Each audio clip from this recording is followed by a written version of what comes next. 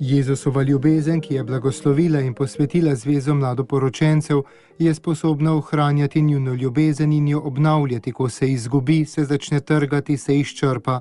Kristusova ljubezen lahko povrne zakoncema veselje, skupne hoje, saj zakon je to, je skupna pot moškega in ženske, na kateri ima moški nalogo, da pomaga ženi postati bolj ženska in ženska ima nalogo, da pomaga možu postati bolj moški. To je vajina medsebojna naloga. Rad te imam, s tem ti pomagam postati bolj ženska. Rad te imam, s tem ti pomagam bolj postati moški.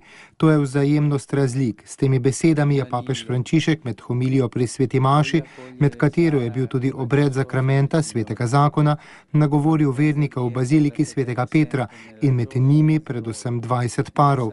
Ti so si med obredom po homiliji obljubili medsebojno zvestobo in ljubezen. Sì,